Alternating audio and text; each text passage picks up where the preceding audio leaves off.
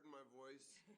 I'm sort of getting over a cold, so I'm a little husky today. A little bit different setup here. We are live, even though the mics are red, and we'll be live until 1 o'clock, or if we finish earlier, maybe a little earlier. Thanks to Maria Serkin, Tony Woodcock, David Winkleman, Brock Snyder, Kenzie Wilkins for joining us today for the Music Coffee Talk. Looks like we have 7 or 8 participating electronically, remotely. If you are participating through the feed and you have a Gmail account, you can use the chat feature within the YouTube feed to send questions that way, and I'm monitoring it on my laptop, so I'll share those questions with David, Tony, and Maria. If you don't have a Gmail account, you can also email Brock, who is monitoring his email for those without a Gmail account. And his email address, again, is snyderb@uncsa.edu, SNYDERB@uncsa.edu. And with that, I'll turn it over to the folks from music. Thank you. Thank you very much. Great to have you all here, and delighted to be joined by Maria. I don't know if you know Maria, but Maria is on our faculty and is a wonderful French horn player. So if you've not heard her, I commend her playing to you. And David Winkleman, who is the Associate Dean, who's the, as he once described to me, he said, I am the glue that keeps it all together. So if you've got some really difficult questions, I'll leave the room and I'll just hand it over to him. And I'm here as your dean for the interim. I joined right at the end of July, I think it was, and I'm enjoying my time here in Winston-Salem. I'm loving the kids, and I'm loving seeing what they're doing creatively and enjoying their performances very, very much. And also working with our faculty, who I think day to day, I have to say, I've become more and more impressed with their very, very deep commitment to the welfare and the artistic development of our students here. It's an impressive thing to be part of. So that's my quick introduction on this very cold, it is for me cold anyway, on this very cold morning. David, unless you have other things to say, I would hand it over to you to ask any questions of us that you might have. The only thing that I will add to what Dean Woodcock has shared, Dr.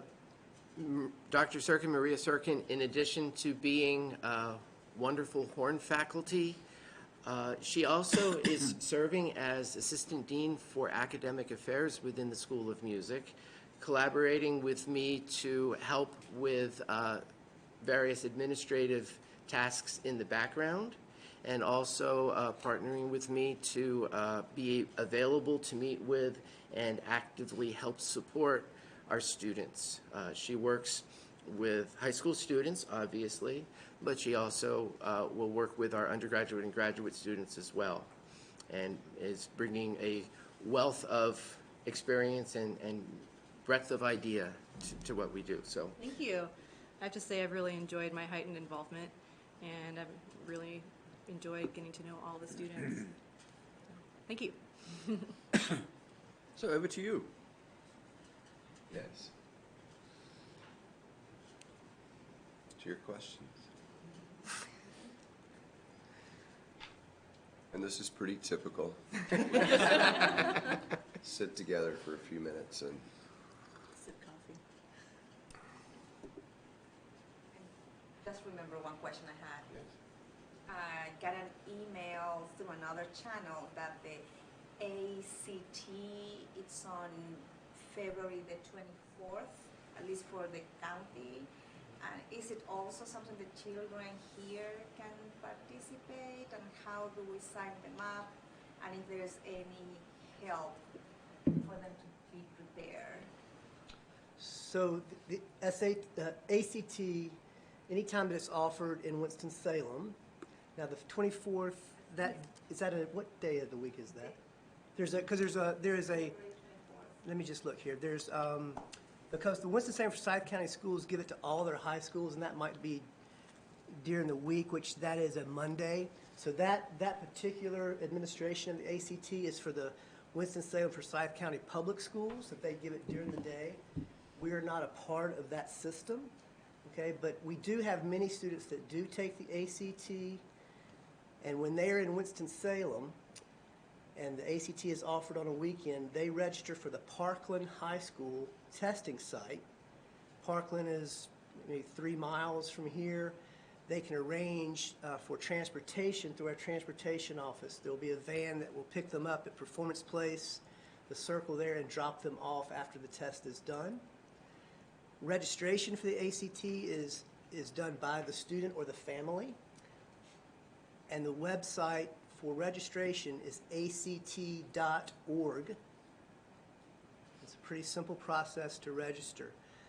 In terms of test prep for the ACT, we do have some paper practice test booklets. But beyond that, we really steer students to some of the test prep that's on the ACT website. Okay? And of course, there are private testing companies that do test prep here in Winston-Salem, but even more so online. I think there's some good possibilities. And any student that wants to meet with Ms. Wilkins for School of Music, she can direct them to some of those test prep resources, as well as assist them in registration. Do you want to just talk about the SAT related to, or Yep, the PSAT. Yep. So the other college test prep or test series would be the SAT and the PSAT. The SAT, again, we offer the SAT here on campus in the fall. So we offered it in October, and we'll offer it again next October. But anytime the SAT is offered, if a student's in Winston-Salem that weekend, they register for Mount Tabor High School. And again, transportation can be provided to Mount Tabor. And I would also say for the ACT or SAT, students can take those in their home communities. So if you live in North Carolina and you're home that weekend, sometimes that can be a more comfortable option to take to the local high school in your home community. Okay. We also offer the PSAT, the pre-SAT. We offered the PSAT for juniors. We did that in October this past fall. This spring, in March 18th, I believe, we're offering the PSAT 10 just for 10th graders. We do that so Wednesday. All of our 10th graders will take the PSAT 10. We'll also offer the PSAT 9 in April, mid-April. That's April 15th. And again, all of our 9th graders will take the PSAT 9. Okay, so that's more than you asked for, but that covers the testing questions. Yes. Yeah. So Short for- quiz in a moment makes That's sure right. you all understood. So for the SAT, also coming to you to talk. So there's one chance to take it here on campus, Yes, or register for Mount Tabor. Mount Tabor High School, that's correct. And with those PSAT tests, we build those into the schedule here, and we provide that test for all of the students in their particular grade. So all of our 9th graders do the PSAT 9 in a couple months. No individual registration needed for the 9th or 10th graders. I have a question about the orchestra program, because Chancellor Cole started a new way of doing it with the visiting conductors. Yes. I mean, and I was just wondering if you could just talk about that, if that's going to continue and how that's been going. It's funny you should mention it, because I've just come from a meeting talking about that. And we've just had our student evaluations in, and I've been talking to all of faculty as well, just how they feel about the visiting orchestra program. What's coming across very clearly from both students and faculty is they're really enjoying it. I mean, really enjoying it. There's a level of excitement, of anticipation, this sense that they're actually achieving something that's extremely good. And the fact that they're working with conductors of the highest possible caliber is really quite something. So we've got, I'm just putting in place now plans for next year, so 2021. And there'll be 4 orchestra programs. 3 of them will be with guest conductors, and the 4th one will be referred to as a collage concert. What's the other name for it? Next Up or something? Well, it will be part of the Next Now. Next Now. Outward reaching from the. That was close. Next Ew, Up. I know that was pretty good. Yeah. And we have, I won't spoil it, but we have some very exciting conductors coming through, and we've been very fortunate in snagging some real top names. And also, just to give you another little teaser, it's the 250th anniversary of the birth of Beethoven, so you're going to see Beethoven featured in one of those programs writ large. Good. That would be great. I think from a parent's point of view, for my student, it's been working. She's been loving it. So I'm glad to hear from the school perspective as well that that's Wonderful. Good. Thank you.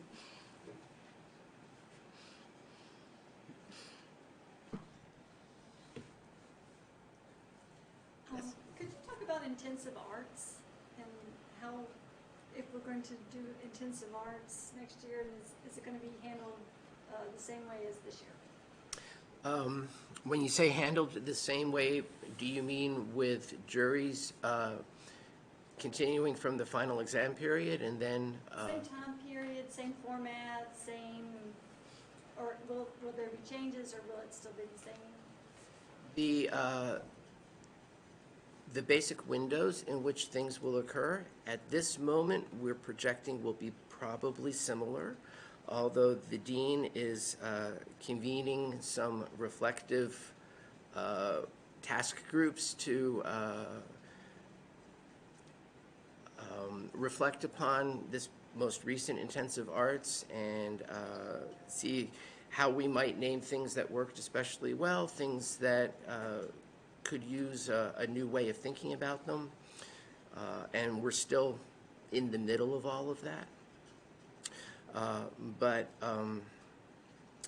the general time frames we anticipate being similar, and with the various offerings that can be provided to the students, I know I am hoping that we'll continue to find more cohesive ways of grouping things together so that there's a greater sense of thread running through, and hence a student's sense of exploration in an organized way. This is the first time I'd experienced intensive arts, obviously. So I made it a point in December to attend as many events as I possibly could. And I didn't quite know what to expect. But what came across to me very strongly was a real sense of great ideas being explored. And I'll just mention a couple of the things that I liked very, very, very much. Dima Vorobiev, one of our pianists, faculty pianists, was doing 3 programs, 3 classes on improvisation. And I managed to actually sat through a complete class of his, which was really delighted that I found time to do that. And it was sensational. I mean, that he had 20 plus kids, I think, were there. It wasn't just about pianists. There were flute players and there were violinists, and they were brought up to try things out. It was very, very interactive. It was very, very experiential. I learned a few things, I must say, about ornamentation, which I'd never really thought of before. And also this whole business of all written music is really a written improvisation, which is a fascinating idea. And another one which I liked, and Maria was very much part of this, is the Watson Brass, and also one of our visiting groups, the Acropolis Wind Quintet. They came and they worked with our composition students, and we don't necessarily advertise the work that we're doing with our composition students, but it really is fabulous. And I sat through a couple of these, and Watson Brass, for instance, and Acropolis actually chose specific composers that they wanted to provide a platform for their work, and you performed one of those very, very recently, and That's right. and really to great effect. And I did speak to Larry Dillon, who's the head of composition, afterwards. I congratulated him, and I said I really felt that the future of contemporary music was in really good hands, and that we've got a lot to be proud of. Contemporary music, once upon a time, if you said contemporary music, audiences would run a mile. But now, certainly when I was a kid, that was the audience response. Now you've got composers who are really engaging with their audiences and really writing music that's not dumbing down, but this is music that communicates. It communicates really well, and I think is exploring new territory. So I felt very proud of that. And I think, as David was touching upon, I think we've got an opportunity with intensive arts to do more. Not in the sense of doing more and more classes and events, but maybe just coordinating some of this in a way, so that we can get some really strong through lines which would enhance even more the teaching and learning experience for the students. From a commuter parent's perspective, we had some great classes, and then we got tripped up because we had some mandatory classes that prevented my kid from being in the classes he really wanted to be in, and there were multiple classes. You had to attend all of them. So scheduling wise, it was a little tricky. Really? Okay, that's good to know. That he had hoped. Yeah. And I know you got to know him a bunch in weird ways sometimes, because he showed up to your master class and are you in here, child? And he's like, That's "Well, okay."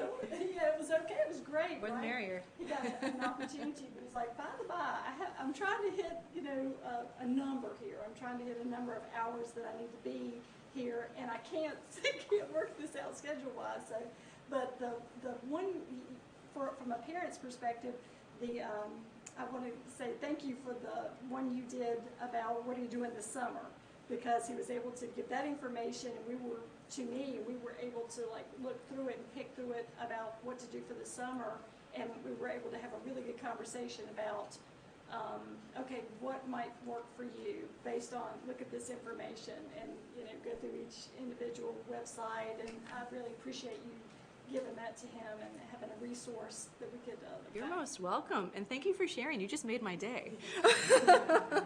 I know that faculty really love being involved in intensive arts because it does give us the opportunity to hold sessions for a lot of music students, on topics, a variety of topics, sessions that we wouldn't necessarily have time for throughout, the regular part of the semester. So yes, that session was open to high school students, undergraduate students, graduate students, and I'm just so happy to hear that it was beneficial. And a great resource going forward, something to hold on to. I'll- Use over and over. I'll make sure to include that session again. Yeah. I don't think I've seen the resources for the summer. So is this something that it can be shared with all music parents, or specific for some instruments, what you just shared? You mean the intensive arts calendar? No, for the summer Oh, opportunity? Summer Summer intensives? Summer program. Oh, I see what you mean. The topic of my intensive arts presentation. I'm more than happy to share. I actually created customized lists for all of the disciplines. So brass had a different list of summer festival opportunities than string students, from composition students. So if you send me an email, I'm more than happy to give you that full list. Yes, I have all that information. Email address, so where can I find it? I can give it to you right now. It's serkinm@uncsa.edu. So Serkin M. Yeah, more than happy to share.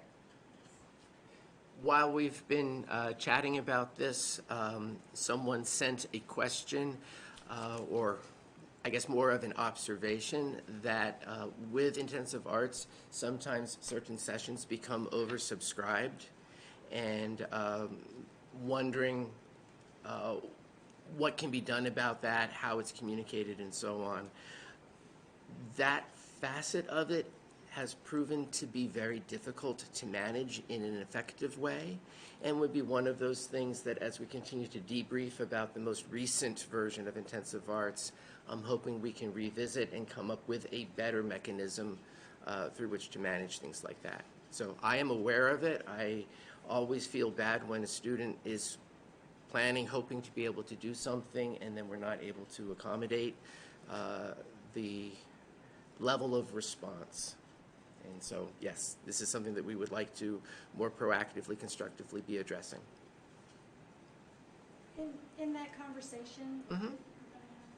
powers that be, would they consider maybe the suggestion of maybe not having your master class be mandatory, or work with the faculty to not have a mandatory master class, because the way that's scheduled really throws a wrench in the way that you apply, go see the other classes, or it'll really keep you from doing like a series if you have to, in the middle of it, go to your master class? Well, That's like the thing. the dean mentioned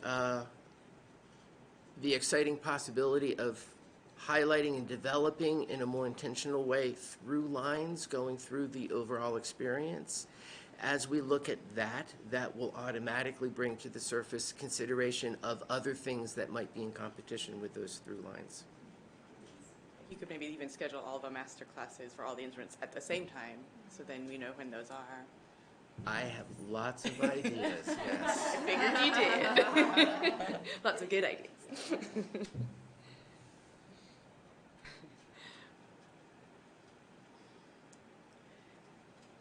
Can I just go back to the college counseling? Could you review again, like, what the process is for students who are now juniors and then going into senior year? I know that summer can be especially important after your junior year, and in preparing for what college or conservatory to apply to.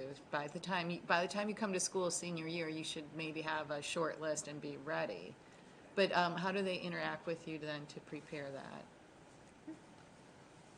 Sure. So we were just meeting this morning, on Thursday of next week, we have our English 3 presentation. So we'll meet with every English 3 class on Thursday of next week.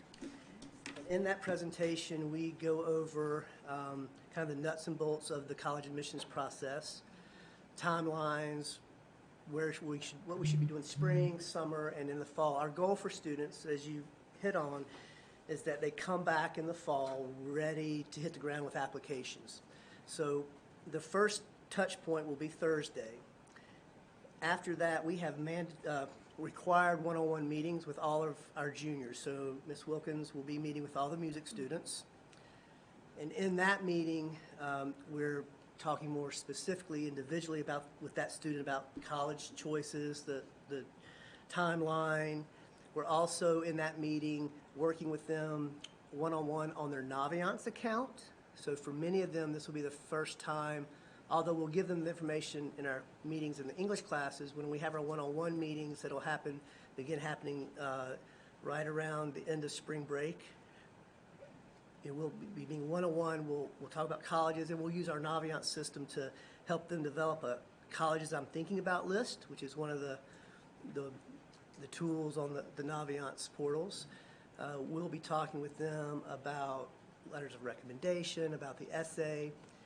And then we also, as we move into March, we'll be doing college admissions workshops at various times during the week to hit all the arts conservatories. And in those workshops, there's two primary focuses. One is the common application. So we do a common application demo. The common application is a way for students to apply to multiple schools, okay? And then we'll be also doing we always, in every interaction with our students about college planning, we use this Naviance system, okay, for us to help them manage their applications. Our students apply to typically more schools than the traditional college students. They apply earlier, not necessarily for early decision or early action, but because they need to schedule auditions. Right. And oftentimes they have to to meet some deadlines with applications to be able to schedule those auditions. And they have an extra piece of the puzzle that many students don't have at other schools, and that is traveling in the audition process, the recordings they may need to do. So we really hope that when they come back this senior year, we'll go over this, but some must things. We hope, one, having taken the SAT or ACT at least once, having drafted your college essay over the summer, so when you come back, we can begin working with students from Mackenzie, can be working with that student, as well as the English teachers, their senior year English teachers, because there will be a component or a piece of that course early in the fall on the college essay. Okay, and we asked them to have that, the colleges I'm thinking about list, which may be 12, 15, 20 schools in the spring and summer. We hope that when they come back in the fall, that's been carefully kind of vetted and it's narrowed down to a more manageable number. For some students, it's still 20 schools. But for many, I think a comfortable number for our music students. 7. Yeah, 7 schools, you know. And it might be a combination of conservatory or four-year college with a specific program that they're interested in, music program they're interested in. Is the Navient system strictly for the student, or can the parent look at The that? parent can look at that. So because of, we don't automatically sign every parent up, but if a parent wants to be a part of that, we can send you a password, and then that allows you to access your student's portal, okay? And that's certainly fine. We, you just let Ms. Wilkins know, and she can set you up in the system, okay? And then, I have 2 other follow-up questions about the fall. How do you manage the time off to go to auditions? Are students allowed a certain number of days or time, or? Yes, we recognize that they're going to travel. Second semester seniors get additional days because we find that's really the heavy travel time. So they have 12 missed days that they can, it goes from 8 to 12. Okay, and that would apply to, I don't know how that coordinates with, let's say, a mandatory orchestra performance or practice. And I'll jump in here. I'm going to speak partly as Associate Dean. I'm going to speak partly as dad to a senior in the high school program. And I'm also going to loop Dr. Sirkin in with perspective from the studio itself. Everything that Mr. Snyder has shared is spot on. I would add to it that the list of schools, however broad or narrow, really needs to result in part from a conversation, no, not one conversation, multiple conversations had over time between the student and the applied teacher.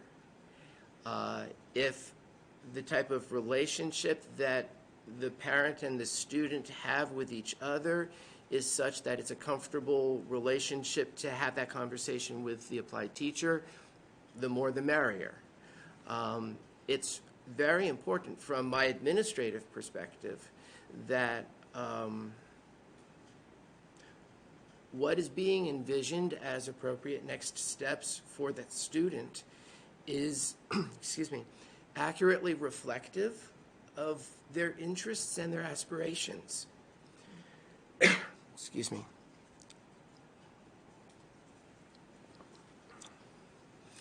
Sometimes those are not as clear and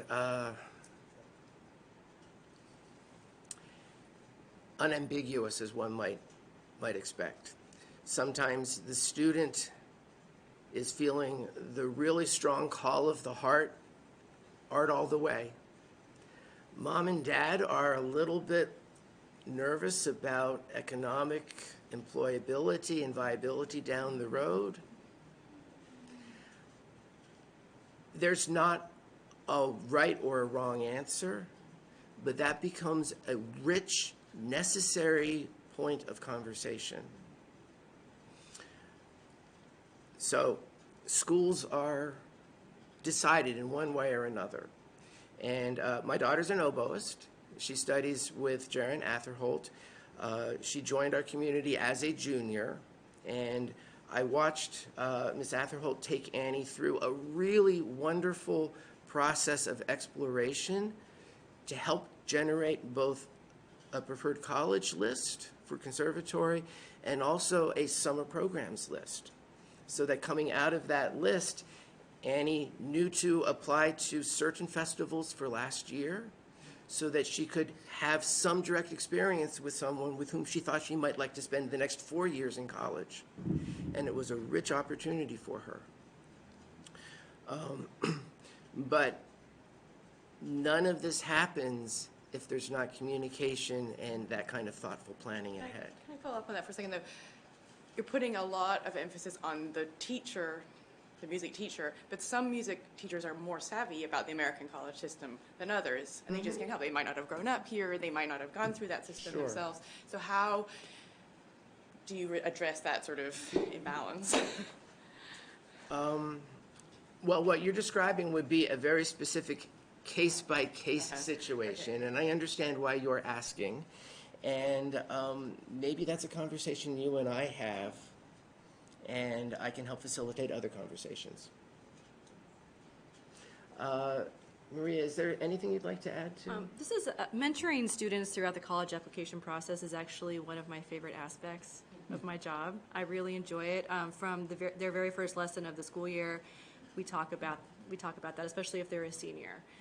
Even in their junior years, we have conversations throughout the year just so they can go into their senior year feeling a little bit more prepared, having done some research on schools and teachers, and I help mentor them through that process.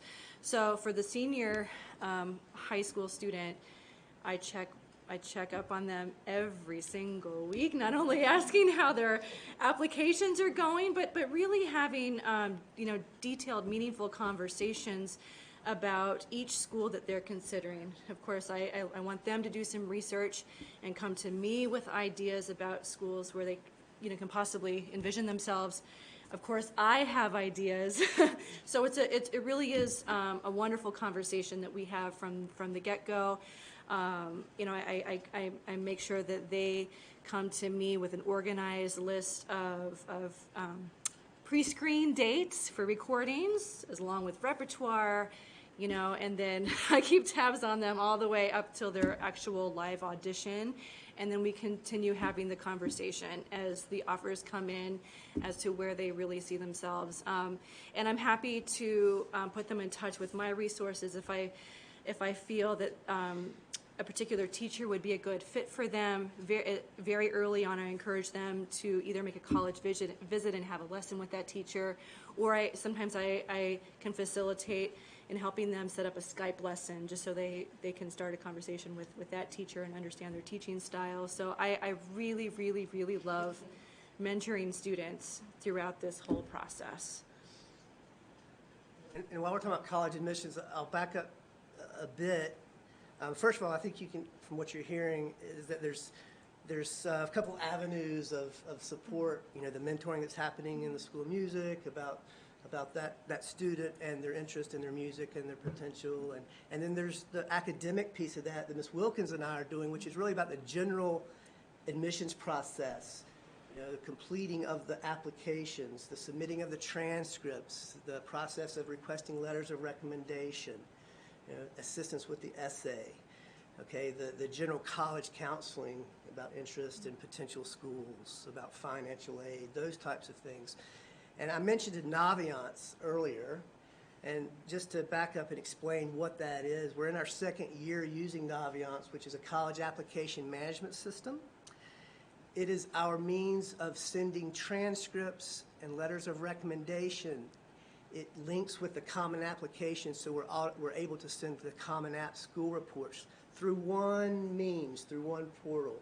And whether that school be a conservatory, be on the college Common Application, or just be a school that a student's applying to directly to that institution, we're able to manage all of those forms and transcripts through one portal.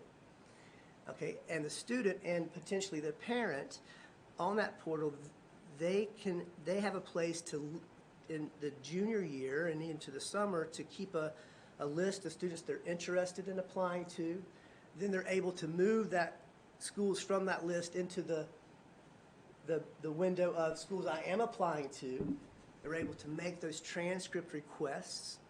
They're able to go into the teacher recommendation system, go into the pull-down window, and select any faculty member after they've had the conversation with that faculty member, and select them to make the request to do those letters of recommendation.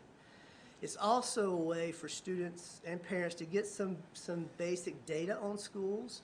You know, there's lots of college search tools, but Naviance, again, allows students to get basic admissions information like test scores, GPA preferences, number of letters of recommendation they need, and those types of things. It's also a place for students to put their test score information in, so they can put their SAT score, their ACT score data in, and what that does, that allows them to even get a better snapshot of the probability of admissions based on, you know, what schools are looking for, and even more specifically, and again, this is our second year with the program, so we don't have all the data we would like to have, but we're beginning to get the data from students that were admitted to schools last year, okay? And based on their grade point average, based on their test score, a student that is able to look at their profile and get a snapshot of students that were admitted from UNCSA to, let's say, Carnegie Mellon or UNC Greensboro. What was the profile of that student? What was their GPA? What were their test scores? Okay, that database will grow.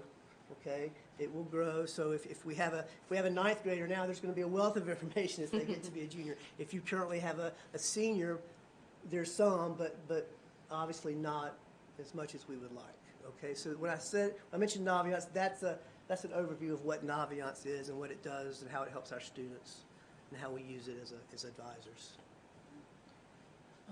I had another follow-up question about, there was some, a little mention in there that possibly some of the audition or pre-audition might involve having a video. Are there resources? Do the kids sign up to make videos here, or is that something that's the parent and student responsibility to do on their own, or how do you do audition videos, I guess? It is fundamentally the student's responsibility to make those pre-screened videos. Although we are able to make our halls available to them, they can sign out hall time for self-recording. There are frequently studio mates who are maybe in the undergraduate or graduate program who've had experience with that personal self-recording, which is a lot easier to do these days than it was even 10 years ago. You can get a pretty decent video without investing in a lot of expensive gear.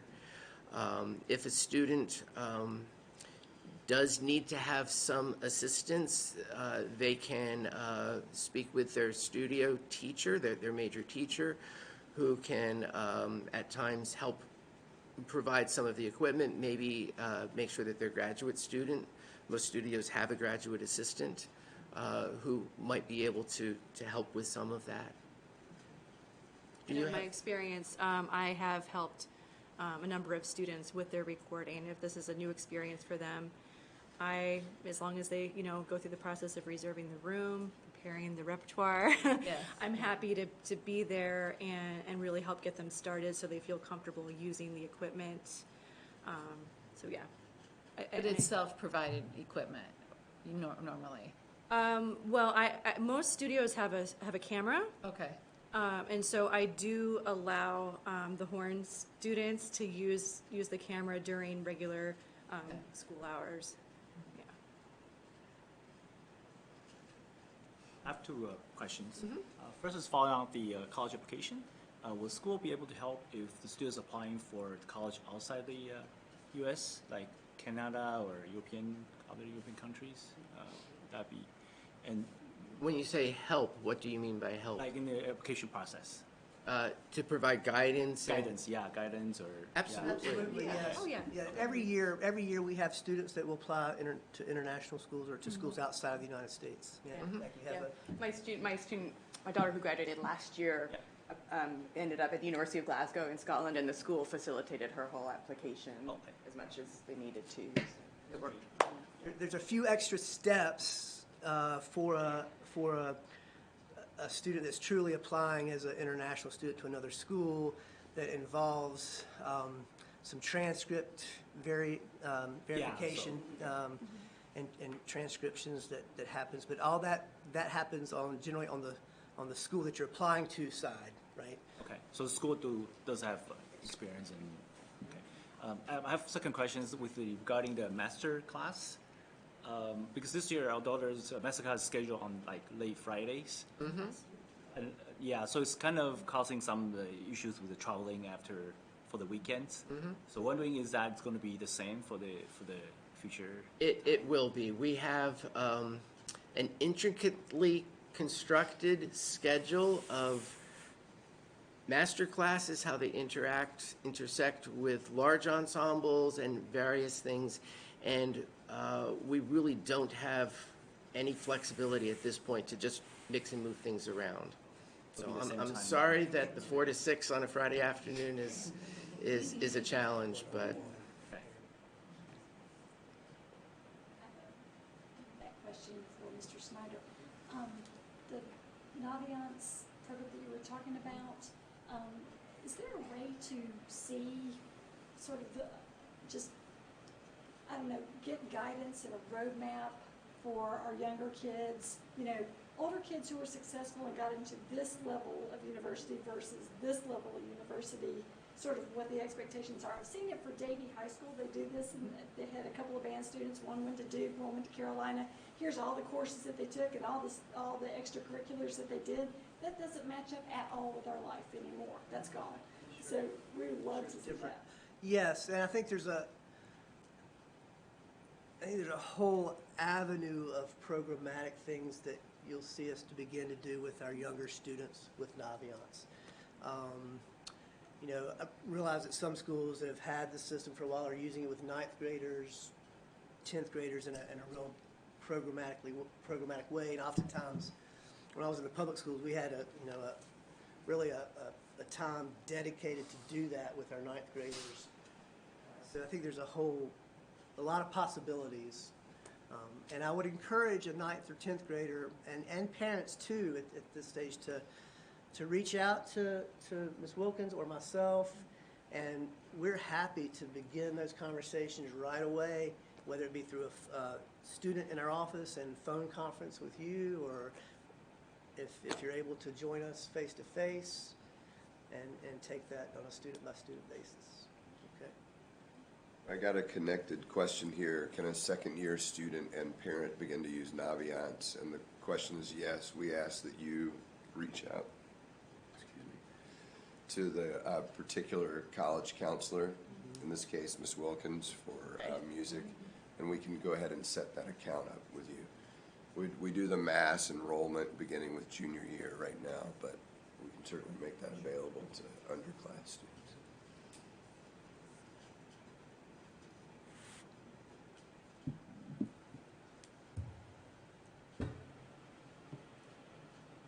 I'll make a mention of graduation. I've been sending out in my regular emails, not quite weekly, the link to the graduation information. Just a reminder that Wake Forest University is having its graduation the same weekend. It's not until Monday, and ours is on Saturday. But if you haven't begun making those plans, including like dinner reservations Friday evening, it would probably be good to go ahead and do that now. We're not quite at the point where you can begin requesting tickets for Stevens Center. That will be open soon. You get to start with requesting 8 tickets, but if you need more, you just ask for more. And I don't think we've ever not been able to accommodate those requests. It's much tighter for college, but high school, we're usually able to get everyone in who wants to be there.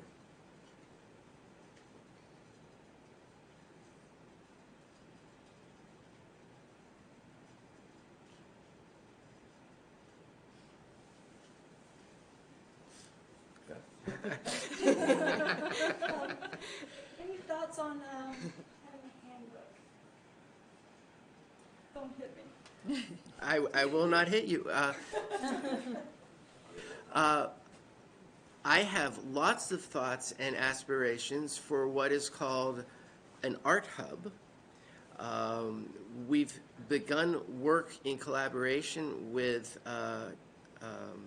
IT, our IT department, and the plan had been to have an art hub up where things like handbooks and all sorts of other commonly shared information could be readily accessible. And that has bogged down from the IT side of things. I was actually just speaking with a colleague the other day, wishing that things were able to move forward with that. What sort of information would you like to have from the handbook? I can answer right now. I would love to see things that should be straight across the board, no matter what studio or what instrument your kid plays. This is how we do it across the board. What sorts of things do you mean by that? For example, emergency sessions, like from a commuter standpoint, when I find out 3 days from now that we have to bring our kid in on Saturday, for example, for a clarinet sectional, you know, that's That wouldn't be something that we would cover in a handbook. That is a studio-specific thing that would remain within that studio. right. But there are certain things that, you know, there should be like certain expectations that should be across the board that, you know, it's sort of, you find out things from some students and it doesn't apply to your student, and if it's a question you need to, if you could see all the information at one time, then you might know what questions to ask specific to your studio. And I know that's really ambiguous, but like when classes start in the fall, I would love it if we could say, let's everybody in the music department have an open house just like our academic teachers did for our students. That was invaluable. That was fantastic to be able to hear what other parents were asking and be able to ask some questions and just meet them, get their email, get a relationship going right off the bat. Well, I will certainly be happy to look at how we might have those open house opportunities in the studios. In terms of being able to know what that email is to reach out to that faculty member, that is already readily available through the School of the Arts website. All one needs to do is go to that search button. There's a choice to say directory, and then all of the faculty and staff contact information is readily available there. Well, when your professor doesn't have office hours and, you know, you tried that, I think it's super good to have that initial conversation, have it a planned meeting at the very beginning. I will be happy to look to see how we might implement a parallel. I've had several, actually, as head of the PSO, I've had several parents contact me about that same issue. Maybe at family weekend would be another option, or move-in. Reunion planning and move-in weekend would be. Yeah, sure. Yeah. Anyway, Sometime so that I would just echo that. A lot of people would love to have something like that, where they, as the parents, could meet their music teacher, their Sure. students' music teacher. Sure. What else do you have for us? Dean Woodcock, at the last semester coffee talk, you mentioned exploring, you know, your role here and a broader idea about exploring music and how that works at UNCSA. And I was wondering if you could speak to that a little more. What did I say? Remind me. I think you were just had kind of talked about exploring or expanding the ideas of music and what that encompasses here, you know, and like alternate music or improvisation, or you know how maybe some other ideas might fit in with an evolving music department here. Yeah. I think that's a nice word that you use there, evolving music department, because I do see the whole thing as not being set in stone. It's not static. It's something that is evolving all the time. I had the great good fortune this week going to hear our jazz ensemble at Ramcat. I went with one particular idea, which is it's a jazz club, and I would be seated in a little table, and it wasn't that at all. I mean, there had been such demand for tickets that it was set up like a concert, and there was a really wonderful guest artist who was in town from Puerto Rico called Luis Marin, a pianist, fabulous musician, and there was a wonderful lady singer as well who came on and did a couple of numbers. But what really got me was the work that Ron Rudkin had done with the jazz ensemble, and what he had inspired with that ensemble, from improvisation through to this big band sound. And this was Count Basie, this was Duke Ellington. It's a huge, full, wonderful, lush harmonies. But I was just looking at the students and just seeing what effect it was having on them, and they were having literally a blast, and they were having a really fabulous experience. And I was musing. I love making connections. I was musing on that one, and then I was thinking about intensive arts when David introduced a program which was based upon gamelan, and we actually have access to a gamelan orchestra. And then I was talking to members of the string faculty about what experience we wanted to give people with chamber music.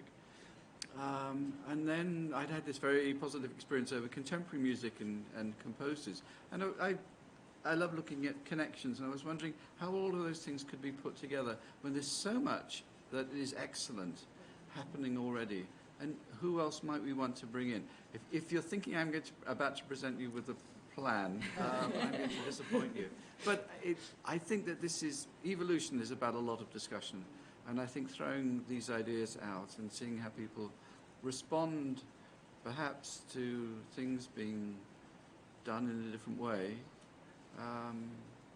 or open to new connections, new influences, I think is just so healthy for the whole field of music. Could I just add to that as well, to point out that North Carolina is the epicenter for American traditional music, especially fiddle music, Appalachian old-time music, and the school has traditionally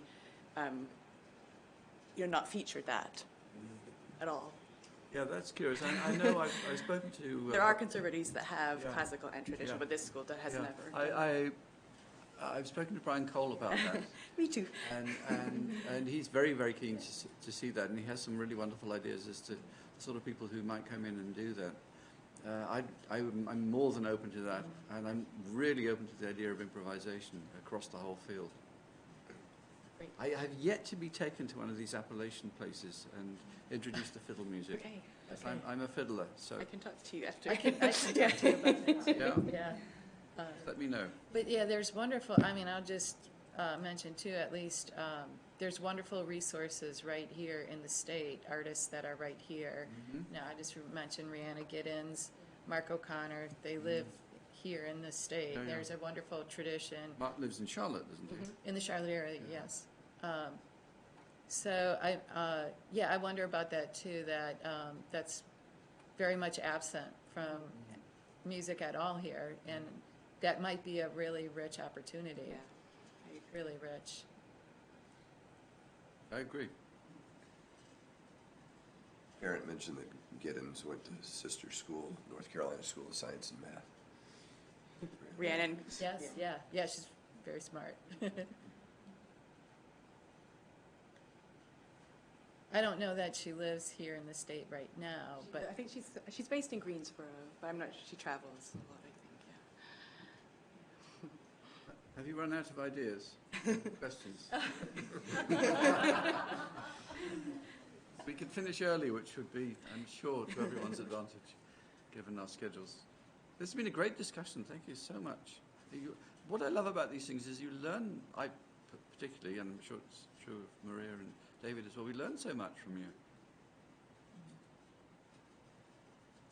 I'd like to add just one thing.